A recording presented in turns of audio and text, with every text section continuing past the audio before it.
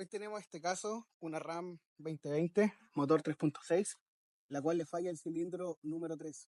¿Ya? Esta falla se provoca porque el inyector no está funcionando.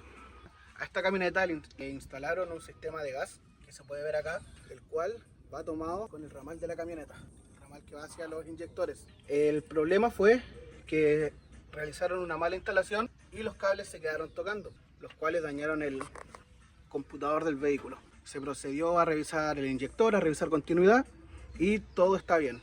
Así que ahora se va a proceder a revisar el computador.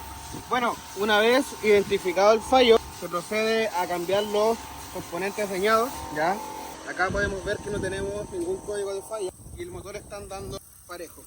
¿Ya? Estos fueron los integrados que finalmente se cambiaron. Ya cambiamos transistores, cambiamos integrados de inyectores, cambiamos diodo también.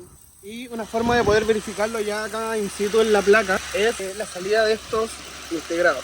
Se los voy a mostrar acá, que vendría siendo ese pequeñín que está acá. Y acá vamos a ir testeando en la salida de cada inyector.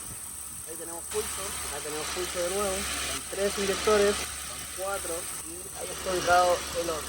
Ese está al revés, entonces es por el frente. Ahí tenemos pulso y ahí también tenemos pulso. Ahí tenemos los 6 inyectores funcionando. Así que ahora se va a proceder a armar, a sellar, ya para que no le entre humedad y estaríamos listos con este diagnóstico y estos repuestos se van para el cliente. Ahí lo podemos ver, ya. Para poder diagnosticar este computador se hace un proceso muy parecido al que se hizo ahora.